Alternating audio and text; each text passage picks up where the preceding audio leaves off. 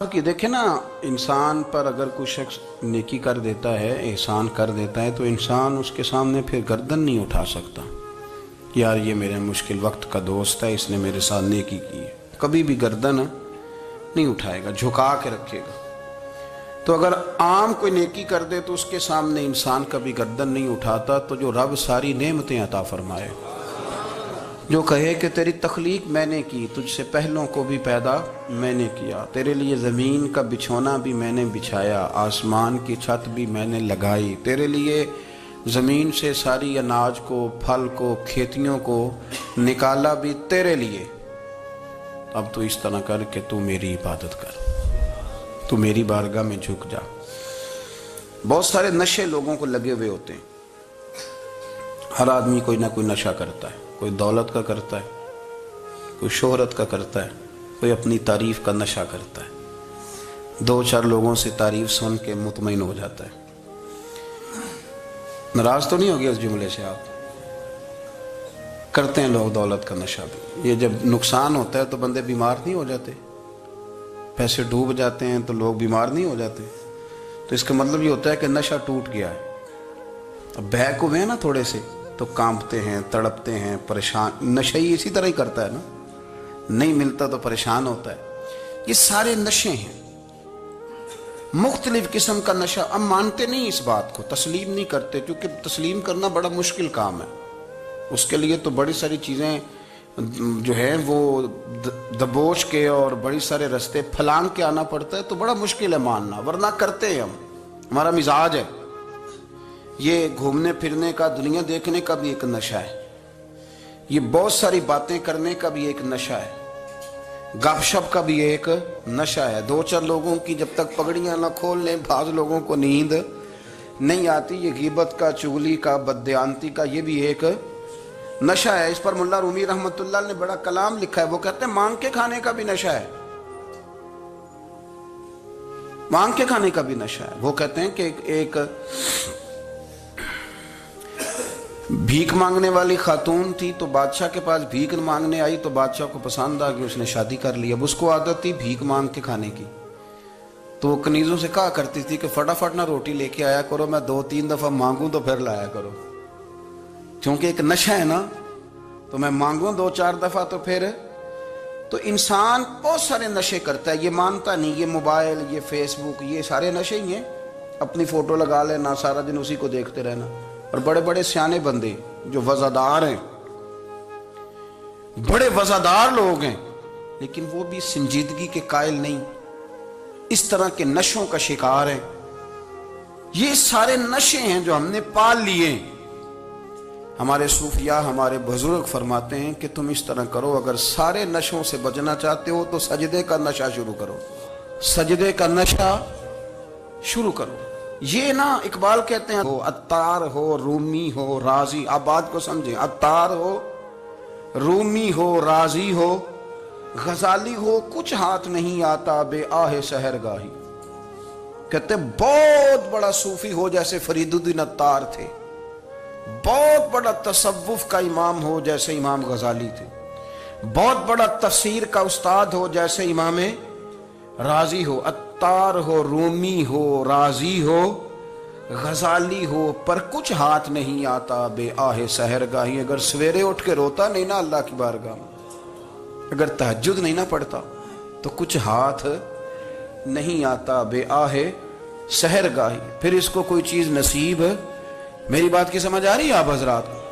جب تک آپ سویرے نہیں اٹھتے، آپ اللہ اللہ نہیں کرتے، آپ کو نوافل کا چسکا نہیں، عبادت کا مزہ نہیں، فرمایا میری عبادت کرو، یہ شوق پیدا کرو، میں نے تمہیں پیدا کیا ہے۔ ہم لوگوں کے نشے، مختلف نشے، بڑا عجیب رنگ ہے۔ محفل کی صدارت کرنے والے بڑے پیر صاحب، بڑے القابات، بیچ میں سے بندہ تلاش کرنے سے بھی نہیں مل رہا، اتنے بڑے لقب ہیں اس کے، لیکن وہ سج سنور کے 2.5 گھنٹے بیٹھا رہا محفل میں، اور نماز کا وقت آیا تو اس نے مختصر سی پڑھی، وہ نکل گیا، وہ ہلکے سے سجدے کیے۔ اتنا بڑا عشق رسول، نعت خواں، ہو کیا بات ہے، اور عشق رسول کا بہت بڑا پیغامبر، بہت بڑا مبلغ، وہ بیچارہ سمجھ ہی نہیں سکا کہ اللہ کے رسول نے فرمایا تو نماز پڑھ میری آنکھیں ٹھنڈی ہو جائیں گی۔ تو یہ نشے کے عادی تو ہیں پر حقیقت کے قائل نہیں ہیں. یہ بس ٹھیک ہے خوابوں کی دنیا میں لوگ زندہ ہیں، پر جن کو یہ جو نشہ تھا نا عبادت کا، یہ میرے رسول پاک کی چاہت ہے، یہ میرے نبی کریم علیہ السلام کی. آپ دیکھیں نا حضور مہینوں جا کے غار حرا میں بیٹھتے، کیا وہاں تبلیغ کرتے تھے؟ کوئی کتاب لکھتے تھے؟ رسول کریم علیہ السلام مہینہ رہتے غار حرا میں. کوئی نہ مجھے دیکھے، کوئی نہ مجھے ملے. حضور یہاں کیا ہے؟ فرمایا میں اپنے رب کی عبادت کروں گا. نبی کریم علیہ السلام نے سجدوں کے ساتھ پتھروں اور پہاڑوں کو آباد کر دیا، سجدوں کے ساتھ. آپ کا سجدہ آپ کو بہت ساری چیزوں سے چھڑا لیتا ہے، یہ بہت ساری جگہوں سے جھکنے سے بچا لیتا ہے. صوفیاء اولیاء یہ کیا کرتے تھے؟ یہ سجدے کا ذوق ہی تو پیدا کرتے تھے. سجدے کا ذوق. شاہ عبدالعزیز دباغ رحمت اللہ تعالی علیہ اپنے مریدوں سے فرمایا کرتے تھے کہ اگر تم پکے نمازی بن جاؤ نا، تہجد گزار ہو جاؤ، تو میرے پاس آنا جانا چھوڑ دینا. عرض کی حضور کیوں؟ فرمایا میں تمہارے اور رب رسول کے راستے میں رکاوٹ نہیں بننا چاہتا، اور میرا مقصود ہے تمہیں وہاں تک پہنچانا. جب پہنچ گئے تو پھر میری ضرورت ختم ہو گئی. ہاں کبھی وسوس آئے، شک پیدا ہو، تکلیف ہو تو آنا، ورنہ میں نہیں چاہتا کہ میں رکاوٹ بنا رہوں. تم اللہ اللہ کرو، اس مالک کو راضی کرو. میرے رسول پاک علیہ وسلم نے فرمایا بندہ اللہ کے سب سے قریب اس وقت ہوتا ہے جب وہ سجدے کی حالت میں ہوتا ہے. کس کے قریب ہوتا ہے؟ اللہ کے سب سے قریب ہوتا ہے. وہ بڑا نیڑے ہے رب کے، بڑا قریب ہے، اس لیے کہ وہ حالت سجدہ میں. وہ جب سجدے کرتا ہے نا، اس کی بارگاہ میں جب جھک جاتا ہے. آپ ذرا سجدے کی کیفیت دیکھیں نا، زبان بھی یہاں ہے، آنکھ بھی یہاں ہے، کان بھی، عقل بھی ساری، اس نے سارا کچھ رکھ دیا سجدے میں. آپ وہ کبھی پیچھے جائیں تو دیہاتوں میں کہا جاتا تھا ناک سے نکیریں نکالو. بہت بڑی سزا ہوتی تھی نا، ناک سے نکیریں نکالو، بڑی سزا ہوتی تھی. تو اس نے کہا مالک مجھے کسی نے کہا نہیں، پر دیکھنا میں نے رکھ دی ساری عقل سجدے میں، اور رکھ کے کہا کیا؟ سبحان ربی یا اللہ میں پست ہوں تو اعلیٰ ہے، اللہ تو میرا رب ہے اور تو سب سے اعلیٰ. اتنا. اور فرمایا جب یہ اس کیفیت میں ہوتا ہے تو پھر یہ اپنے رب کے قریب ہوتا ہے. کثرت عبادت، نوافل. ہمارے ہاں عمرے کی قرآن اندازی محفلوں پہ ہونے لگ گئی ہے، حالانکہ حدیث سے ثابت نہیں. میں دوستوں سے کہتا ہوں جائز ہے، کرنی چاہیے. عمرے کی قرآن اندازی جائز ہے، پر کسی حدیث میں نہیں آئی کہ قرآن اندازی کرو عمرہ کرو. حدیث میں قرآن اندازی یہ آئی ہے کہ نبی پاک علیہ السلام نے فرمایا تمہیں پتہ چل جائے نا پہلی صف کا ثواب کتنا ہے، تم قرآن اندازی کرو. عمرے کی قرآن اندازی کا تو پوسٹر چھپتا ہے، تو یہ والی قرآن اندازی کب ہونی ہے؟ ہونی چاہیے کہ نہیں؟ حضور نے فرمایا تمہیں پتہ چلے کہ اس کا ثواب کتنا، تو تم قرآن اندازی کرو، تم قرآن ڈالو. جب آپ نماز پڑھ رہے ہوتے ہیں، جب آپ کا مصلی آباد ہوتا ہے. صلاح الدین ایوبی ایک بزرگ سے ملاقات ہو گئی، بیت المقدس پر قبضہ تھا عیسائیوں کا. تو صلاح الدین بڑے پریشان تھے. وہ بابا جی کہنے لگے پتر کیا ہوا؟ کہنے لگے حضور پتہ چلا ہے دشمن کے 2 بحری بیڑے اسلحہ لے کے آ رہے ہیں. مسلمان پہلے ہی کمزور ہیں، اور اب اگر 2 بحری بیڑے اور آ گئے تو حضور مسئلہ بن جائے گا. تو میں پریشان ہوں کہ کس طرح یہ کم مسئلے والی ہماری فوج ہے کیسے مقابلہ کرے گی. تو بابا جی کہنے لگے پتر اس طرح کرنا، آج رات تو بھی دعا کرنا اور میں بھی کروں گا، تو بھی دعا کرنا. آپ ناراض نہ ہونا، ہم تو پیروں والے ہیں، ہم تو پیروں کے نوکر غلام ہیں، ہمارا تو گزارا ہی نہیں، ہمیں تو ملتا ہے سارا کچھ وہاں سے. پر میرا سوال یہ ہے کہ تعویذ لینے جاتے ہو نفل کیوں نہیں پڑھتے؟ رات اللہ اللہ کیوں نہیں کرتے؟ یہ بھی تو ہمارے بزرگوں کا ہی طریقہ ہے، انہوں نے تو ہمیں سکھایا ہے. صلاح الدین ایوبی سے بزرگوں نے کہا کہ رات آج نا اللہ اللہ کرنا، تو میں تیرے لیے دعا کروں گا، تو بھی دعا کرنا. تو بندہ جب دکھی ہوتا ہے تو سجدہ کرتا ہے، تو پھر ہی تو مصلی بھیگ جاتا ہے، پھر ہی تو مزہ آتا ہے. سکھی بندہ تو کعبے جا کے نہیں روتا. دکھی تھے، تکلیف تھی، تو سر رکھا سجدے میں تو تڑپ گئے. اور وہ بابا جی کہتے ہیں میں مسجد آیا تو صلاح الدین چیخے مار کے رو رہا تھا. اور کہہ رہا تھا مالک میں کوئی اپنی شان کے لیے تو نہیں نہ لڑ رہا، اللہ کو میں کوئی قبضوں کے لیے تو نہیں لڑ رہا، مالک تیرے لیے لڑ رہا ہوں، مجھے بے آبرو نہ کرنا، میری مدد فرمانا۔ کہتے میں آیا تھا کہ مسجد میں دعا کروں گا، پر صلاح الدین ایوبی کو روتے دیکھا تو میں لوٹ گیا۔ تو سویرے صلاح الدین ملے تو بڑے خوش تھے۔ میں نے کہا پتر کیا ہوا؟ کہنے لگے حضور وہ بحری بیڑے دو آ رہے تھے نا اسلحہ لے کے، دونوں ڈوب گئے پانی میں ڈوب گئے۔ تو بابا جی کہنے لگے صلاح الدین وہ پانی میں نہیں ڈوبے، وہ تیرے آنسوؤں میں ڈوب گئے، وہ غرق ہو گئے، وہ جو تو نے مسلح بات کیا تو وہ تیرے آنسوؤں میں ڈوب گئے، وہ غرق ہو گئے، وہ تباہ، اتنے قیمتی تھے تیرے آنسو کے بہا لے گئے دشمن کے بحری بیڑوں کو۔ میرے بھائی ٹھیک ہو گیا جی، میرے عزیز سمجھ لیں اس بات کو ہمیشہ کے لیے، اور اس پر غور کر لیں اچھے طریقے سے کہ میرے رسول کریم سید عالم صلی اللہ علیہ وسلم نے نا ہماری توجہ دلائی، حضور نے ہمیں بتلایا، ہمارا ذوق بڑھایا عبادت کی طرف۔ ایک صحابی تھے حضرت ابو فاطمہ رضی اللہ تعالیٰ عنہ، یہ ترمذی شریف کی حدیث ہے۔ نبی پاک علیہ السلام نے فرمایا ابو فاطمہ قیامت کے دن مجھ سے جلدی ملنا چاہتے ہو کہ دیر کے ساتھ؟ تو کہنے لگے حضور کون ہوگا جو دیر سے ملنا چاہے گا، ہم نے تو جان دے دی وعدہ دیدار پر۔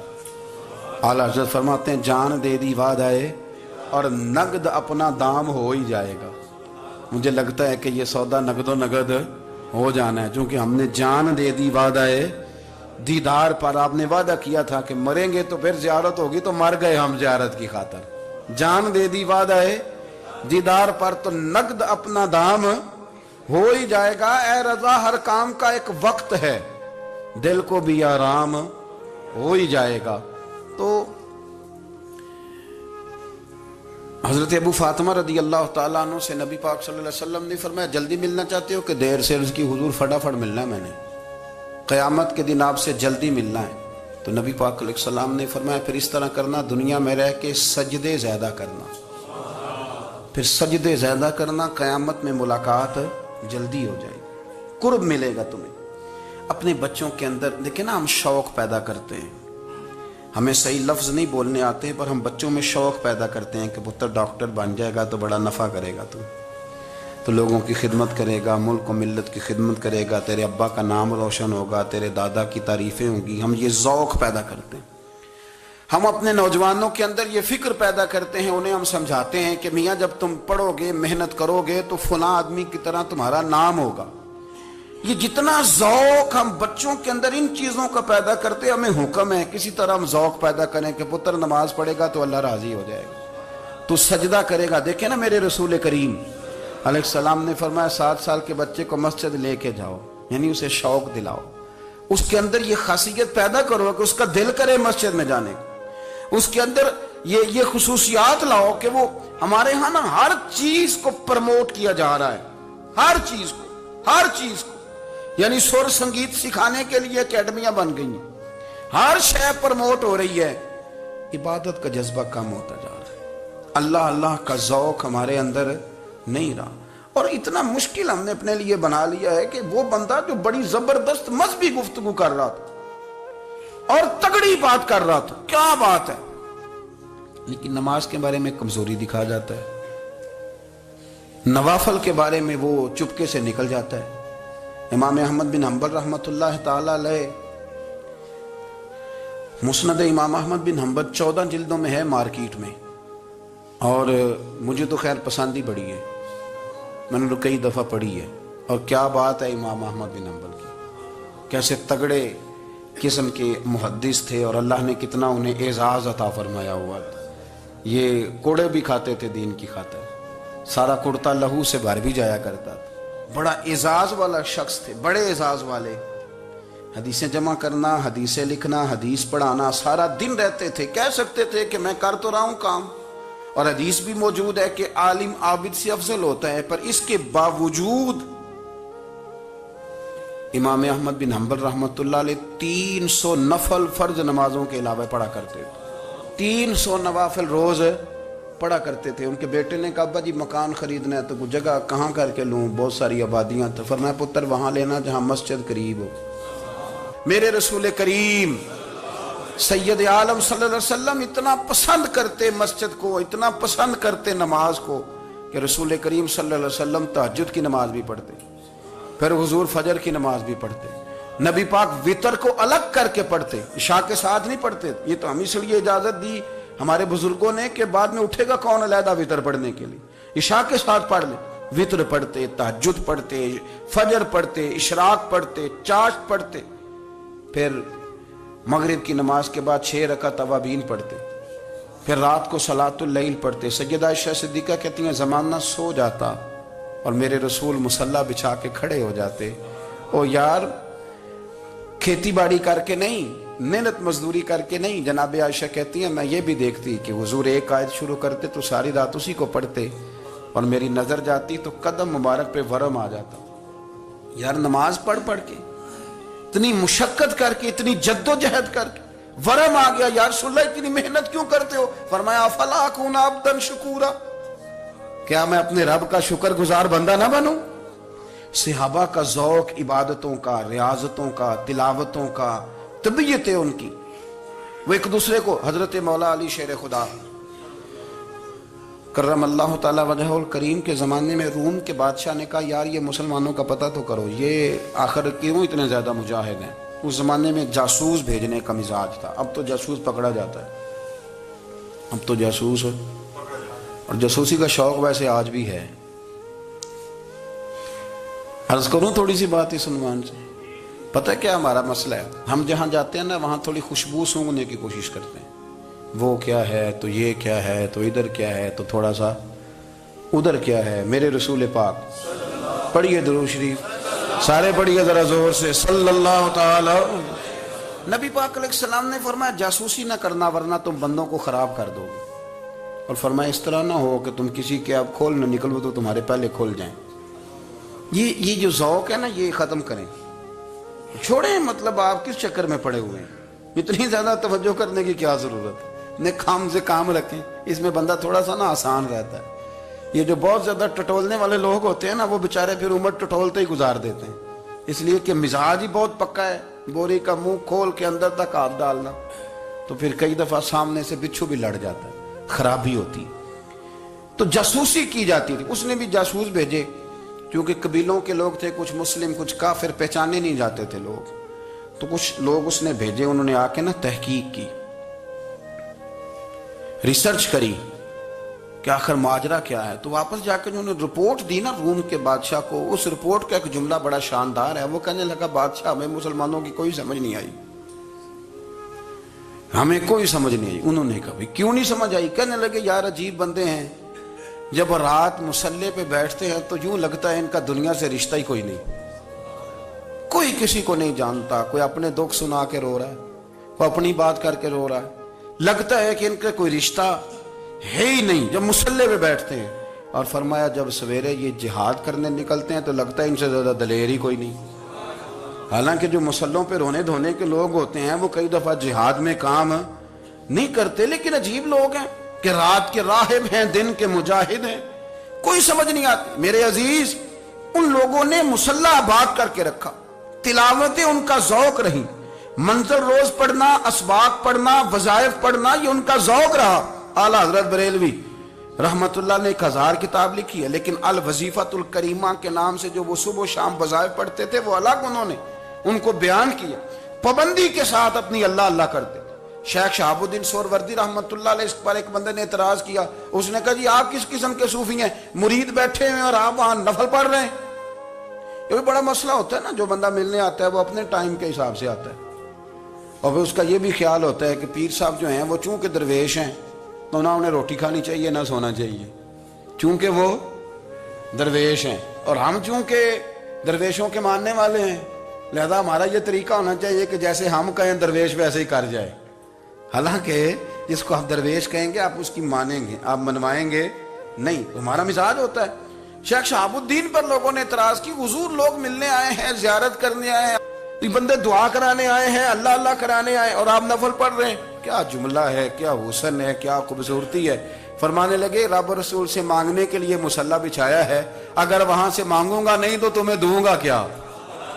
پہلے مجھے کچھ لے تو لینے دو، اگر میرے پلے کچھ ہے ہوگی تو آگے دوں گا نا. تو میں مانگنے گیا تھا کہ یا اللہ دے, تیرے بندے لینے آئے, دے تو میں کچھ لوں گا تو آگے دوں گا نا.